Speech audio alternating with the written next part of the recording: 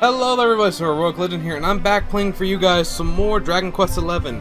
Before anyone states anything, and probably dating this video, yes, I know this game will be released on Switch by September 29th, I believe. I'm kind of hoping to beat it before then. Oh, whoops, he going the wrong way. But seeing as, well, I almost didn't make today's video because of stress. Don't worry, I'm fine now.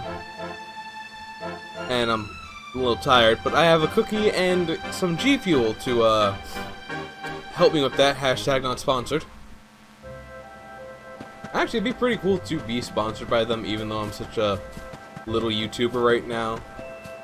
Still very much a fledgling. Anyway, in the previous episode, we got Hendrik as one of our companions. Not only that, but as I kind of guessed when I grabbed it, yeah, Hendrik's gonna be our axe user. Why? Because I demand it. Anyway, I distinctly remember holding off on talking to both Gemma and the king in the previous episode to do it in this episode. So we're going to say hello to our love interest and primary shipping candidate. King seems keen to see you. He wants to go right away. And he's gonna have you locked up again. Hehe, just my little joke. He'd never do a horrible thing like that to someone as nice as you.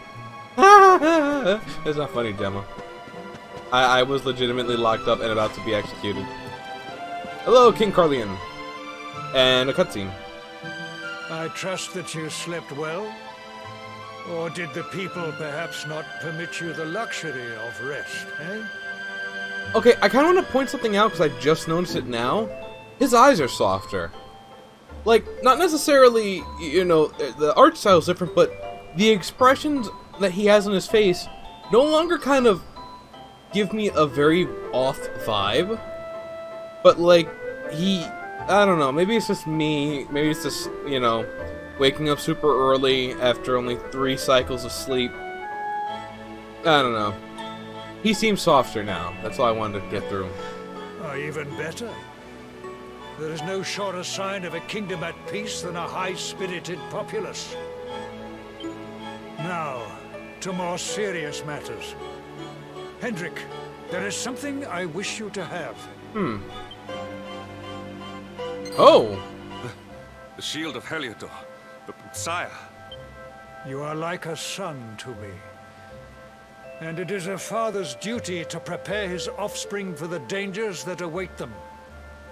You will have need of it, I am sure.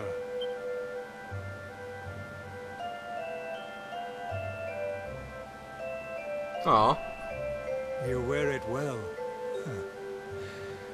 The shield has always been the mark of our mightiest knights. There can be none mightier than the Luminary's own guardian.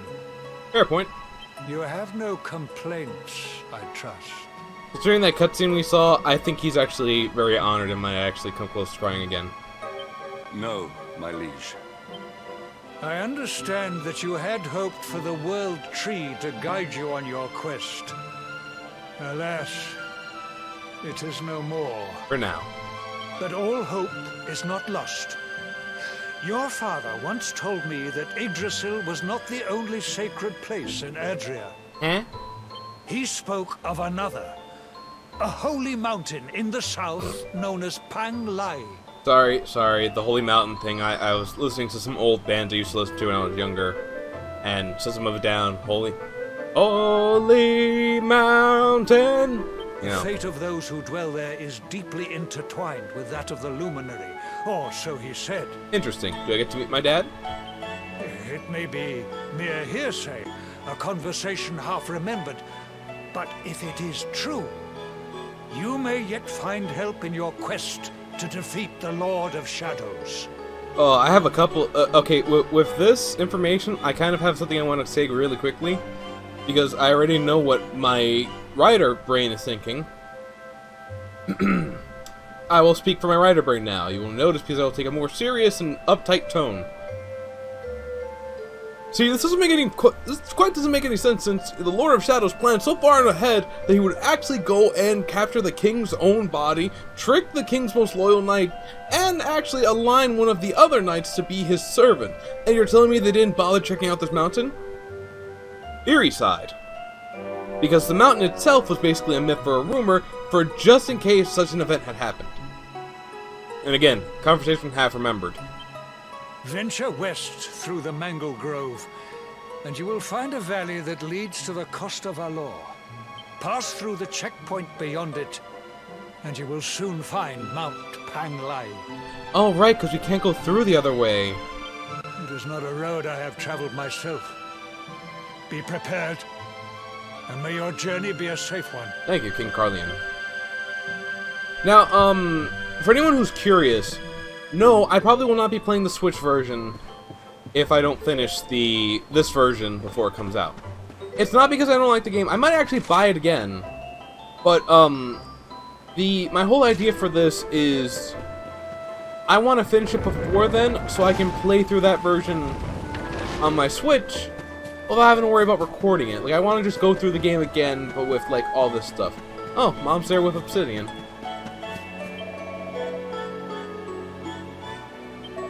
Aww. Hey, I get stew when I'm done saving the world. What do you guys get? A celebration party? Ha! I still have a mom! Ooh. Oh, give me a minute. That one actually hurt to say. I've played other games like that where I'm like, I wish I still had a mom in that game. For those of you who've watched my series before. Her name is June! It's a nice name for a mom. Dad was still alive too. That's a, you know what's funny? Final Fantasy Legend 2, despite being a Final Fantasy game, actually let your parents live. And your dad played an integral role in the story and still lived, so that's actually amazing. Alright, I really want to go to... I want to take a sneak peek at the Emerald Coast real quick.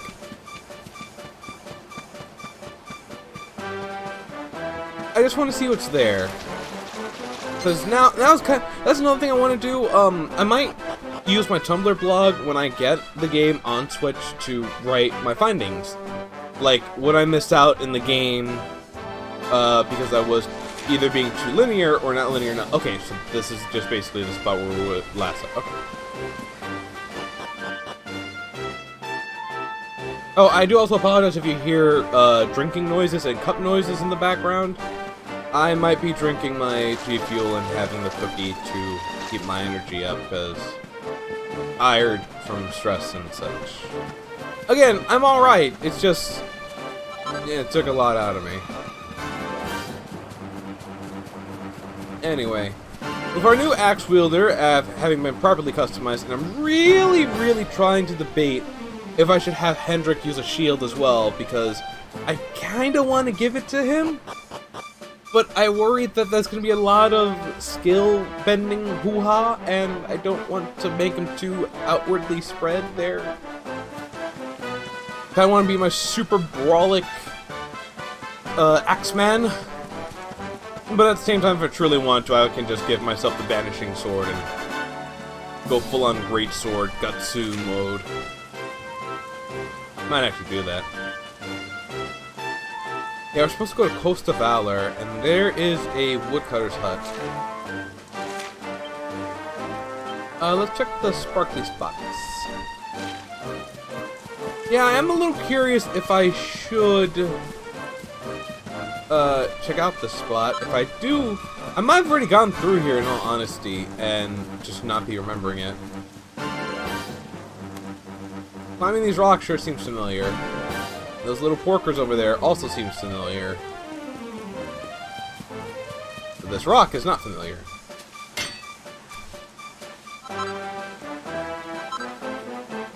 Although if it has things like flintstones and copper ore, I can't truly believe that there's anything here of substantial value besides a little bit of money. Leave me alone! Don't touch me. I'm scared.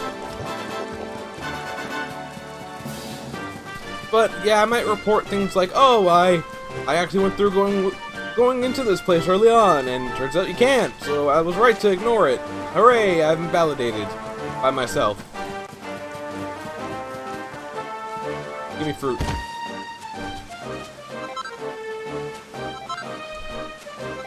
Huh.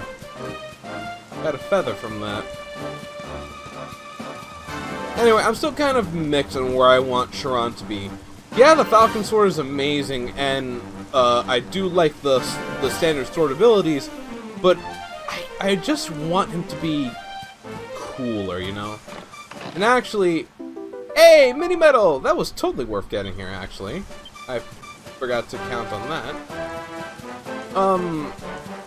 Chiron actually had an encounter with a young woman who was holding her baby. And what was nice about that was she said that she was going to name her baby after me, but she wanted my permission first, you know, me being Chiron. And I, of course, gave her the blessing to do so. And what was interesting about that was that she was going to name him Chiron Erdic. And yes, trust me, I know about the Nintendo Direct, I know about Smash. I really, really want to see if I can get my friends together and we can record our first time trying out both the Hero and Banjo. Because I actually had to take my glasses off. I was so happy to see Banjo. I want to share the story. I'd like to be doing something other than just walking around, but I feel like this is the best time to share such a story. We are actually going to pause and break at the camp here because I do want to make an axe as well. But I grew up with Banjo-Kazooie and Banjo-Tooie. I used to watch my older brother Jamer play it when I was very little. He was kind of my first Let's Player along with my dad. So I used to stay... I stayed a lot of time indoor watching my brother when I wasn't going outside the park. And he would play games like Paper Mario, Super Mario 64, stuff like that. And it was fun to watch him. And I will definitely always remember, like, the times I spent with him just watching him play games. You know. And I truly did have a place in my heart for Banjo. Banjo was like... whoa, whoa, whoa, whoa, whoa, whoa! And oopsie there. That's not okay.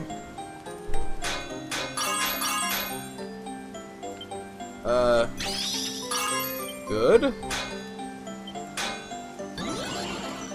Not good.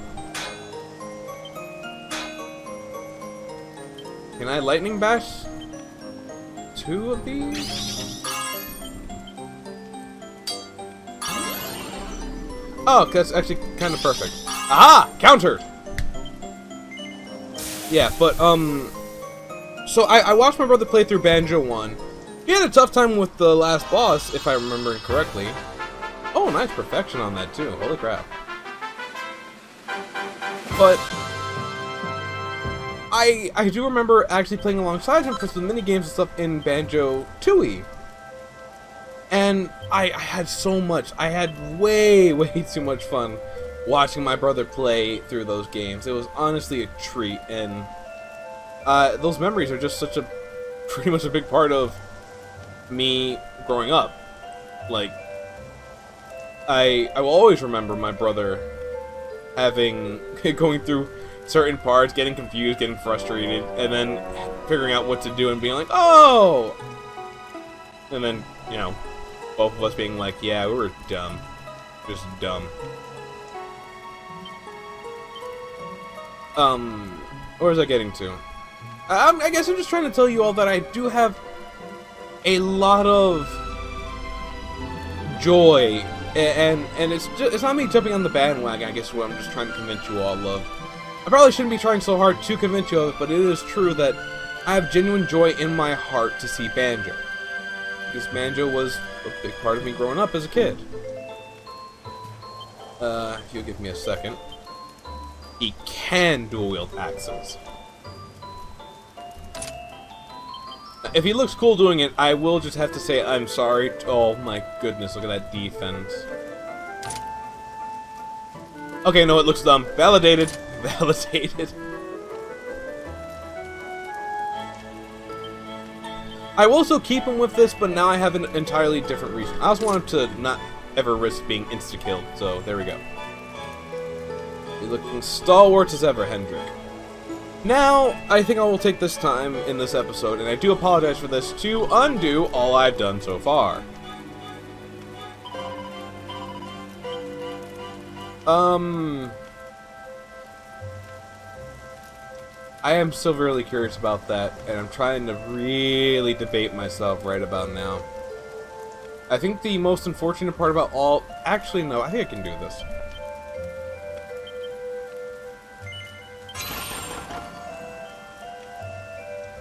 Yeah, because I can keep the points in Swordmaster.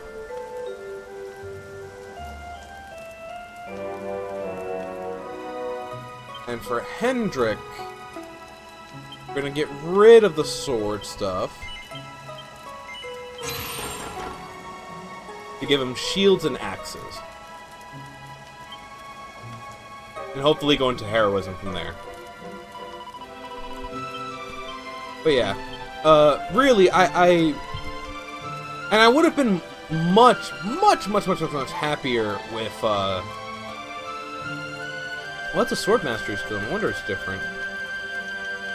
I actually might be able to go into this thing.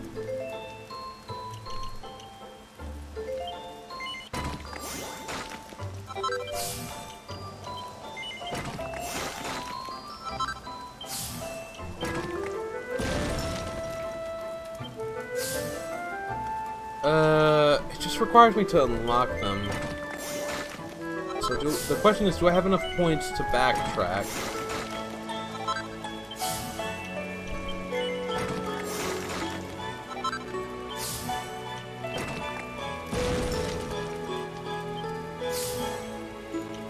The answer is no. I need both dual wielding and a bridal blade. So because of the fact that I need that, I will be holding on to this, and I will probably be going the greatsword route for now.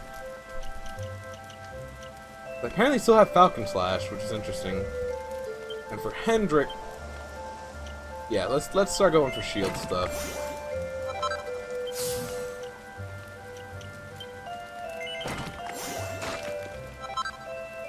There's an attack?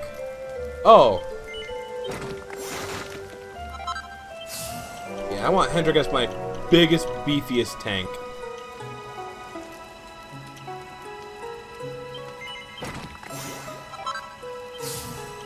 I also like the sound of Axis of Evil. Let's give him more blocking chance. There we go. That's a nice build for Hendrik. But yeah. So... and then there comes the Dragon Quest characters, which I'm really happy about, having the Luminary and a bunch of other DQ characters, which I'm kind of excited to see. Wow, that requires a lot. Actually, a lot of these require a lot. Looks like we are just gonna rest till dawn. Gotta find our party members and such, and then move on. I think we actually might run into Sylvando first. I'm sorry, the great Sylvando, darlings. But yeah, I just really wanted to state my joy over, well, a lot. But also that, you know, I guess it's just me being like, I'm gonna be alright, don't worry about me stressing and such, and I'm just really happy about the Nintendo stuff, and I really do hope I can finish this game before it comes out. And hello, you siren.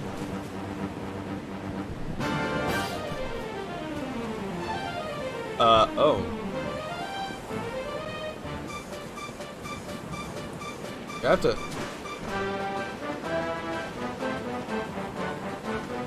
Yeah, that's a thing I have to do. Wow. Anyway, new topic for now. I am really happy I got Hendrik.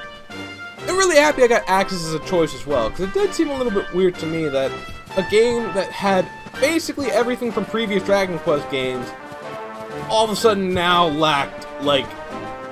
Well, I guess the only axe that I can remember from previous games was like the Axe of Evil and such, but I could have sworn the axes were a part of the game. Might have been wrong, I'm willing to accept that. Speaking of, let's try... oh, I forgot to re-equip Sharon here. Grab that banishing blade. Big old katana. Makes Sephiroth proud. Which is still, I guess, kind of timely considering the whole Final Fantasy VII thing. Which I know Jamer's super pumped for. And I am too, because I have an attachment. Go figure, a game that Jamer really loves is going to be a game that I really love as well, because I watched him play it a lot as a kid. I actually do remember a few nights as a child staying up late. Like, late. Oh.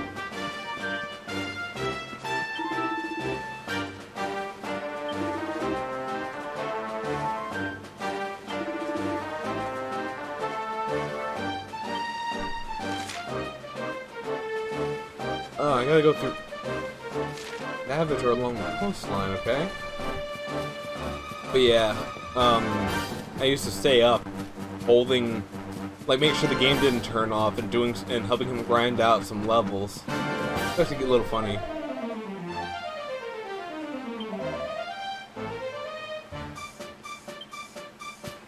Ooh.